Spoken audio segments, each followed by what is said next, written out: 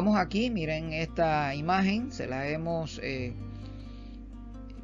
colocado acá a este tutorial, a la presentación de este tutorial, intencionalmente para que ustedes vean cómo poco a poco, y todos estos recursos están gratuitos en internet. Así que ahora no hay límite para el aprendizaje, y se los he dicho siempre. O sea, usted aprende hasta donde quiere llegar. Y eso que te den cuerdita, papá y mamá te den cuerdita, ric, para que tú funciones, eso está muy mal. Es lo que nos sucede siempre. Por eso es que no salimos bien en las pruebas de PISA, porque ustedes salen del aula de clase y ahí piensan que ya quedó todo, y no es así. En el aula de clase se dan motivaciones, intenciones, retos para que ustedes aprendan, pero el resto de ese desarrollo de aprendizaje lo ejerces tú a través del esfuerzo que individualmente haces para aprender mucho más.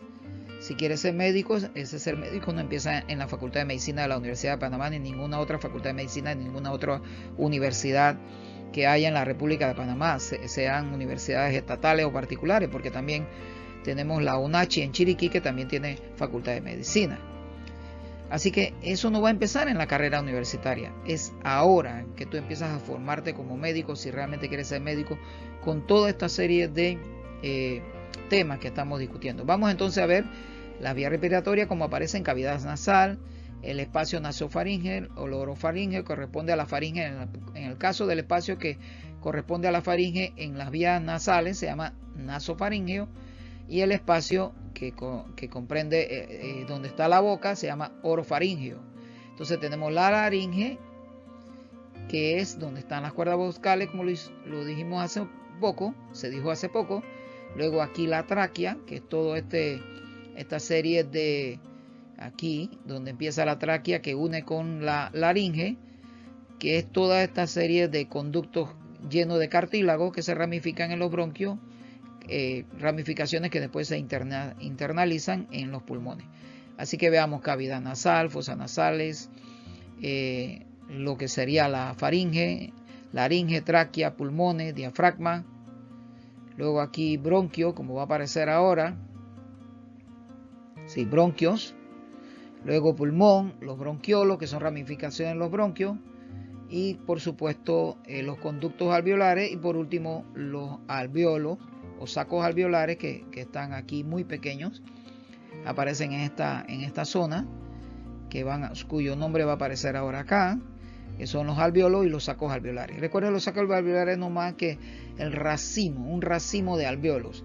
Y por supuesto el diafragma, que ahorita mismo tiene esa forma de domo o techo de cúpula. Eso es lo que es un domo.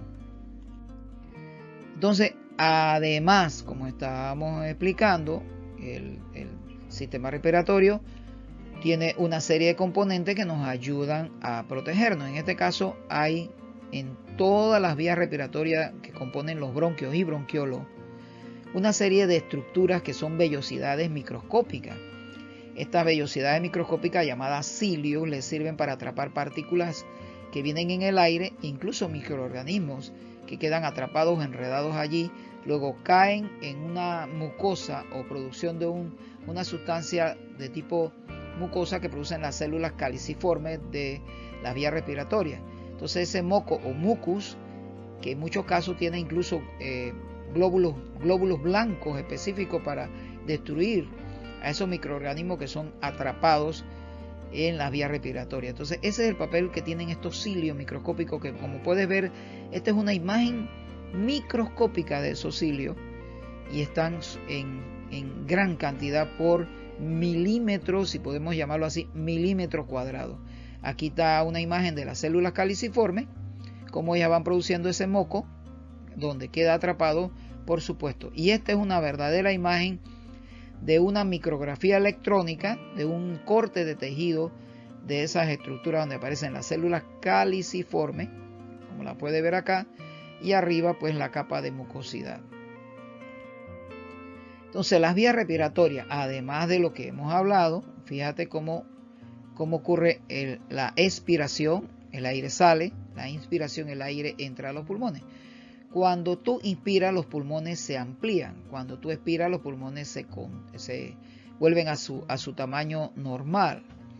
Entonces, en esa inspiración, el aire que entra a las vías respiratorias recibe calor de parte de todos los vasos capilares que están a lo largo de las vías respiratorias. O sea que no solamente tiene la función de proporcionar que ese aire llegue hasta los pulmones para que se dé el intercambio de gases en los alvéolos, sino que lo calienta a medida que viaja por las vías respiratorias para que llegue a los pulmones a la temperatura que tiene el pulmón, que debe ser entre 36.5 y 37 grados centígrados. Entonces esa es otra de las funciones que tiene, es todo lo que es el tracto de las vías respiratorias. Vamos a ver ahora parte por parte lo más importante de cada una de las estructuras que forman, o cada uno de los órganos que forman esa vía respiratoria. Empezamos con las fosas nasales, que como ustedes saben son estos agujeros que están a la altura de la nariz y forman lo que se llama el conducto nasal. O sea, a partir de ahí tenemos fosa nasal y conducto nasal. Entonces es la parte inicial por donde se inhala el aire. En este caso, si estamos libres de algún resfriado o algo que nos provoque congestión nasal. Si tenemos esas vías bien despejadas, entonces obviamente por ahí va a entrar el aire constantemente a medida que nosotros intercambiamos, inhalamos y exhalamos el aire. Se hace la inspiración y expiración. Luego, seguido de las fosas nasales y la conducto nasal, o lo que se llama la nasofaringe, le sigue el conducto que es común entre boca y vías nasales. Entonces ese es la orofaringio, es el conducto orofaringio. Entonces esto forma toda la faringe. La faringe tiene la particularidad que es una zona de las vías respiratorias que es común entre el sistema digestivo y el sistema respiratorio. ¿Por qué? Porque conecta con la tráquea, lo que viene después, que es la laringe, que es la entrada que está a la entrada de la tráquea, y el esófago, como lo puedes ver aquí, el esófago, que es el conducto que va a llevar el bolo alimenticio hacia el estómago, a través del esófago, luego al estómago y así sucesivamente, como lo vimos en la clase virtual anterior del sistema digestivo. Entonces esta faringe es un conducto tubular que cumple la función de conexión entre fosas nasales, la cavidad bucal y el esófago y la laringe. Contiene mucosas defensivas y está ubicado en el cuello. También funciona como caja de resonancia de la voz o sonido que producen las cuerdas vocales. La laringe ya le sigue después de la faringe, está anterior a la tráquea y los pulmones y es la encargada de producir la fonación del sonido a través de la vibración de cuerdas vocales. Y además en la faringe se encuentra la estructura que vimos hace un instante, que es la epiglotis, que va a cerrar la entrada de la tráquea en el momento que vamos a engullir o deglutir o tragar alimentos o beber algún tipo de líquido, principalmente agua. Entonces la tráquea es un conducto formado de anillos cartilaginosos, flexible, bastante flexible, porque hay musculatura de tipo conjuntiva, conectiva entre un cartílago y otro, hay tejido conectivo.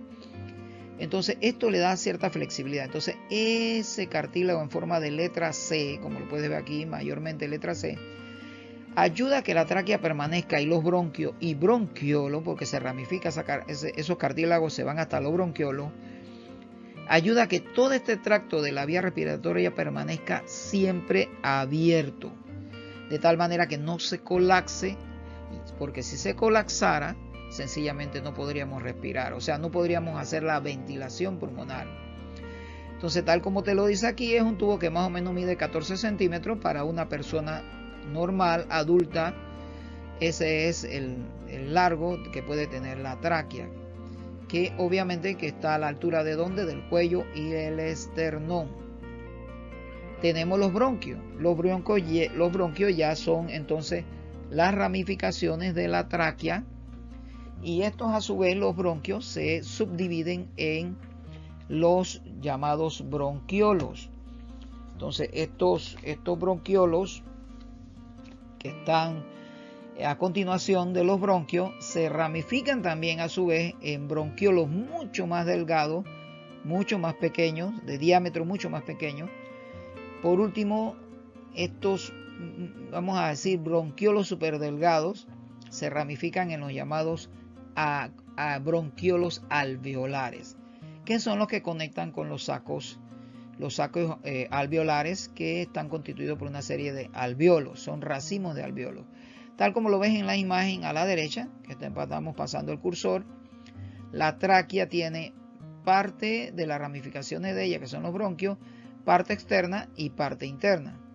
Internamente ya entonces los bronquios se ramifican en bronquiolos, a su vez en bronquiolos mucho más delgados, hasta que llegan al bronquiolo alveolar.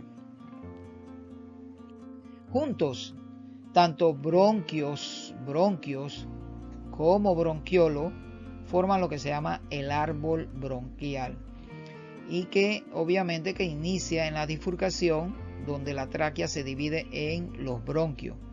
Entonces este está compuesto en la vía respiratoria localizada fuera de los pulmones hay una parte e internamente otro. Entonces a medida que avanza, tal como lo dijimos, como se explicó, a medida que avanza estas ramificaciones hacia los alveolos, el cartílago se va perdiendo y parte de ese tejido que ya no está lleno de cartílago en el pulmón se aumenta en un tejido de células epiteliales y músculo liso, sobre todo músculo y tejido que es muy elástico. Los pulmones, considerados los órganos principales, donde obviamente está contenido ya desde parte de los bronquios, bronquiolos, conductos de los bronquiolos alveolares y los alveolos pulmonares. Todo ello llevando a cabo una serie de actividades que garantizan que en los alveolos pulmonares se dé el intercambio de gases. ¿Y gracias a qué? A que en los alveolos la membrana celular, es decir, la membrana celular de los alveolos es sumamente delgada. La membrana celular que hay dentro de cada uno de estos alveolos es muy delgada, 1 o 2 capas de células, y así de esa manera el oxígeno y el dióxido de carbono pueden difundirse del alveolo hacia los vasos capilares. Miren cómo está rodeado de capilares sanguíneos, en este caso muy rojo, que representa el tipo de sangre arterial, y el azul, por supuesto, que estábamos viendo hace un instante, como la sangre venosa. Entonces aquí vemos como en esta imagen que la vimos ya anteriormente está todo el proceso en la cual ustedes ven que el pulmón como órgano fundamental, porque obviamente es un fuelle, un fuelle es ese que usan, ustedes ven en las películas, sobre todo en las caricaturas, que usan para soplar las chimeneas, las estufas. Lo que estufa es aquel aparato en donde se metía la leña para calentar el hogar, ¿no? Calentar la casa. Eso es lo que se denomina una estufa. Entonces, tradicionalmente ha conservado su nombre hasta nuestros días. Entonces, esta serie de conjunto, de toda esa serie de órganos de la vía respiratoria, por supuesto no podría tener ningún valor si no fuera por esta actividad de los pulmones, en la cual los pulmones tienen un proceso donde ellos se dilatan, se dilatan, amplía su volumen y vuelven a su tamaño normal, y esto es lo que permite pues la introducción del aire en ellos y la expulsión del aire en ellos. Seguimos entonces. Los pulmones poseen dos propiedades que le permiten recibir aire del medio. Uno es la distensibilidad, que le permite expandirse en función de la presión del aire. El otro es la elasticidad, que se refiere a la tendencia de los pulmones a recuperar su tamaño inicial después de haberse distendido, tal como lo puedes ver en la imagen. ¿Qué estamos viendo ahorita? Estamos viendo la elasticidad, es decir, la propiedad de elasticidad, donde el pulmón ahorita mismo vuelve a su tamaño normal. Y luego la distensibilidad, como pueden ver, ahí la van a ver, ahorita mismo, esa aquí, el pulmón aumenta su volumen. Entonces, en ese proceso es que el pulmón atrapa aire y libera el aire al exterior. Atrapa aire que viene del exterior y libera el aire hacia el exterior. Aquí vemos los alvéolos pulmonares, que hemos hablado bastante de ellos. Se ha hecho una buena explicación de cómo pasa el oxígeno a través de los alvéolos. Entonces los alvéolos pulmonares, que son las unidades funcionales de los pulmones, ya que en estas estructuras ocurre el intercambio gaseoso. Cada uno de los alvéolos está formado por una capa fina de células llamada tejido endotelial, que está rodeada por una red de capilares, como lo vemos aquí. Vamos entonces para tener presente esto. Observe, arteria pulmonar, usted ve que la han coloreado de azul para distinguirla. Eso no existe en la realidad. La sangre arterial no tiene ese color, más bien va a tomar un color rojo intenso, mientras que color rojo intenso tirando a un rojo marrón, y la sangre venosa pues tiene un rojo menos intenso. Pero esta coloración la ponen los libros para diferenciar una de otra sencillamente. Pero nuestra sangre no es así. Entonces tenemos la arteria pulmonar, todo lo que es capilares pulmonares está en azul, capilares que tienen que ver con sangre arterial, es decir, sangre que viene con oxígeno. Luego tenemos la vena pulmonar, que reparte en los capilares, envuelve a los capilares y es la responsable de recoger el dióxido de carbono y llevarlo entonces hasta los pulmones para ser eliminado. Aparte de eso, tenemos los sacos alveolares, que es toda esta estructura que ustedes ven aquí. Aquí hay 3 sacos alveolares, y en cada saco alveolar un conjunto de alvéolos, que son las unidades básicas donde ocurre pues el intercambio de gases. Aquí vemos sacos alveolares y vemos cómo una sangre y la otra está haciendo, cómo está circulando, ya sea sangre arterial o sangre venosa alrededor del saco alveolar. Entonces, ¿qué tenemos aquí? Este que está aquí es parte de la ramificación más pequeña del bronquiolo y se lo denomina bronquiolo alveolar. Entonces, estas son las estructuras que constituyen el sistema del alvéolo pulmonar. Entonces, la musculatura asociada. ¿Qué músculo tenemos allí? Los músculos intercostales y el diafragma. Vamos a ver entonces con respecto a los músculos intercostales. En el caso de los músculos intercostales, que comprende 2 fases de la respiración, acuérdense, la inspiración y la expiración. Entonces, en el caso de la segunda fase, que es la expiración, entonces esta consiste en la expulsión de gases de los pulmones. Durante la inspiración, los pulmones, ¿verdad?, los músculos intercostales y el diafragma se contraen. O sea que están haciendo esto que está aquí. Ahí se contrae. Él se contrae, se pone más plano. Y esto permite entonces que el aire penetre a los pulmones. Acá también lo está haciendo en la otra imagen. Se contrae, se está contrayendo. El diafragma pierde un poco la forma de domo y se hace más plano, se allana. Y así el aire penetra. Entonces, durante la expiración, estos músculos utilizados para la inspiración se relajan, vuelven a relajarse a su posición normal, y en esa relajación es que se achica el volumen, y achicarse ese volumen del pulmón provoca una presión que hace que el aire sea expulsado fuera de los pulmones. Vamos aquí entonces al diafragma. En el caso del diafragma, como lo pueden ver, tal como lo explicamos, en la inspiración él se contrae.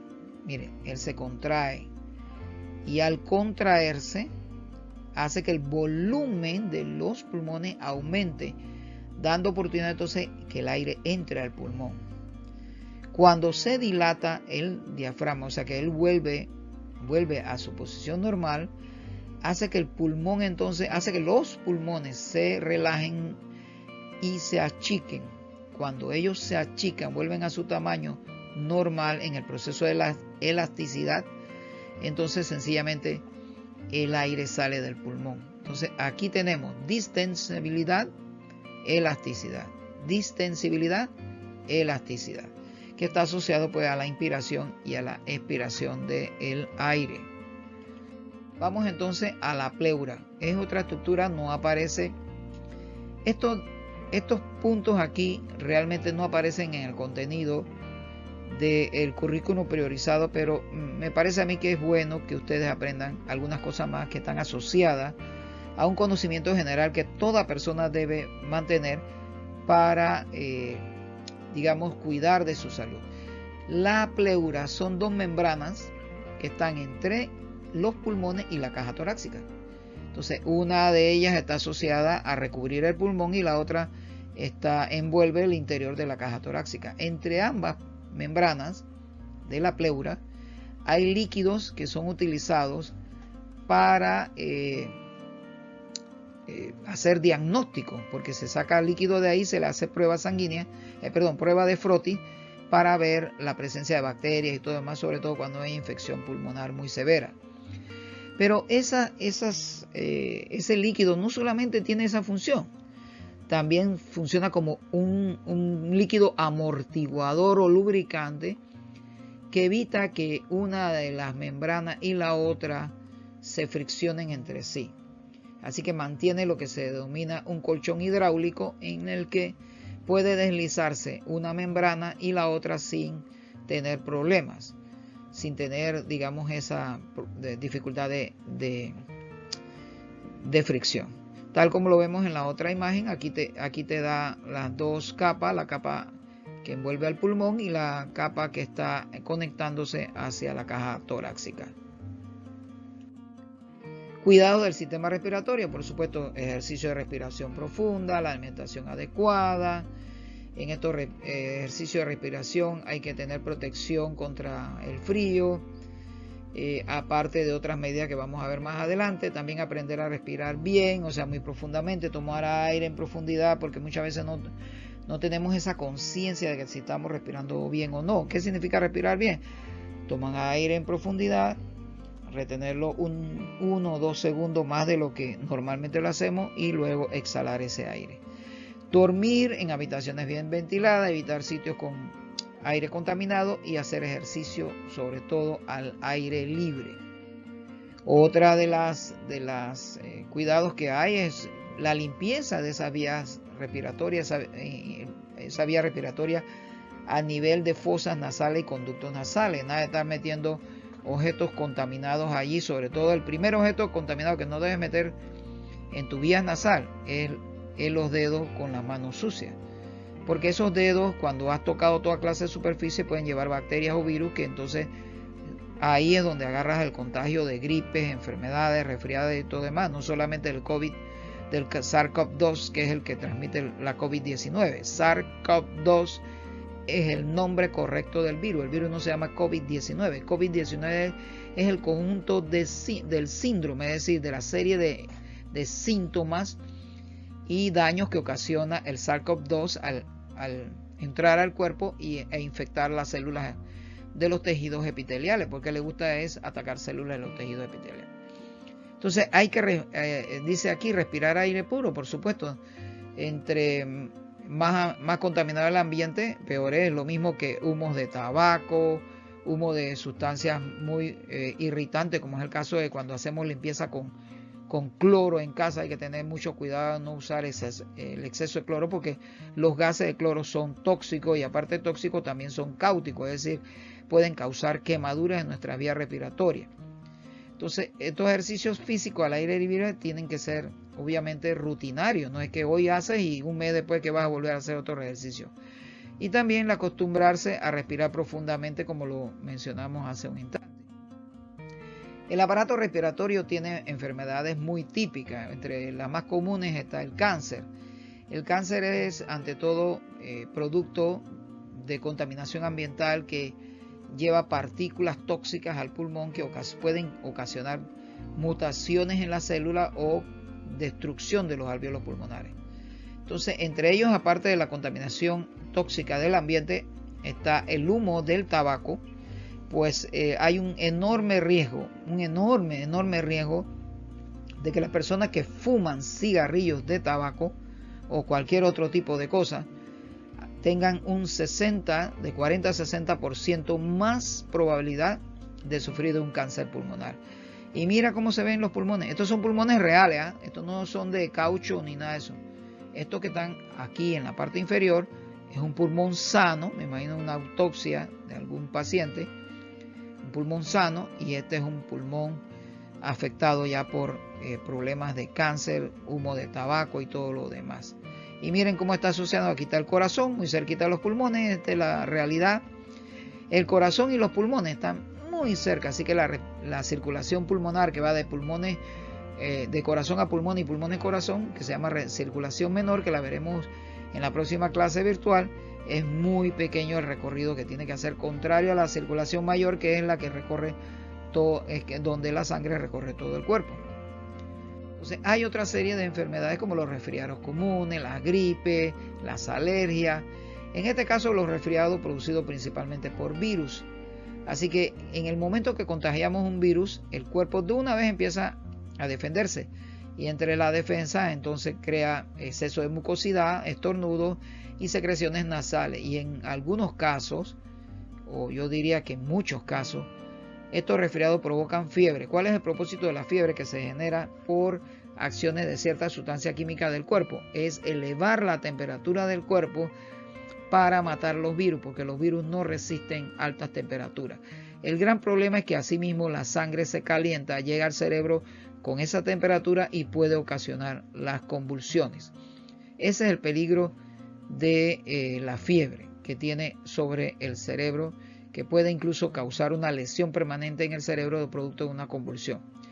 En este caso también hay infecciones de tipo bacteriana en el tracto respiratorio.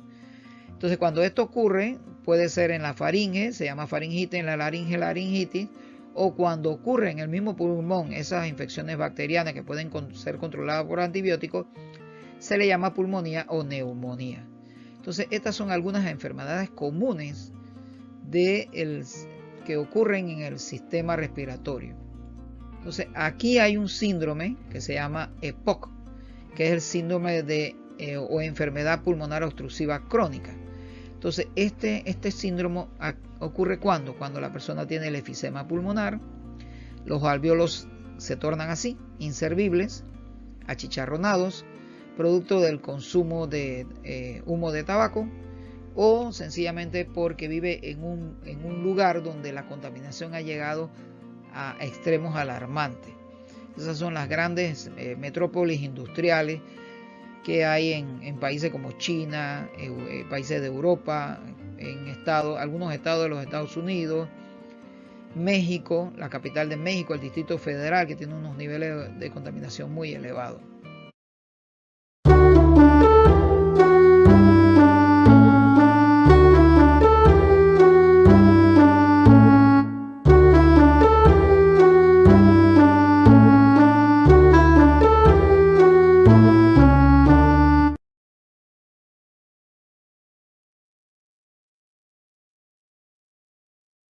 El cáncer de pulmón es la principal causa de muerte por cáncer en Malasia, tanto para hombres como para mujeres. Los pulmones son dos órganos esponjosos que se encuentran en el pecho. El pulmón izquierdo está dividido en dos lóbulos o secciones, y el pulmón derecho tiene 3 lóbulos. Cuando inhala, el aire ingresa por la nariz o boca y se dirige a la tráquea o tubo aéreo. En la carina, la tráquea se divide en 2 bronquios, y luego se ramifica en bronquiolos más pequeños. Los bronquiolos terminan en diminutos sacos de aire o alvéolos. Aquí, el oxígeno del aire que inhala se dirige al torrente sanguíneo y el dióxido de carbono del cuerpo sale del torrente sanguíneo. El dióxido de carbono es expulsado del cuerpo cuando exhala. Los pulmones están recubiertos por la pleura, una membrana delgada que los protege y les ayuda a moverse de un lado a otro mientras inhala y exhala. Debajo de sus pulmones se encuentra el diafragma, un músculo delgado y liso que ayuda a sus pulmones a expandirse y contraerse mientras respira. Los pulmones están conectados a pequeños grupos de células del sistema inmunológico, llamadas ganglios linfáticos, a través de vasos linfáticos. Existen grupos de estos ganglios linfáticos cerca de los pulmones, por encima de las clavículas y detrás del esternón, como también en otras partes del cuerpo. Los vasos linfáticos llevan bacterias células cancerígenas y otro material dañino fuera de los pulmones y otros órganos en un líquido transparente llamado linfa. Los ganglios linfáticos filtran este material fuera de la linfa. El cáncer de pulmón normalmente comienza en los bronquios, pero también puede comenzar en la tráquea, bronquiolos o alvéolos.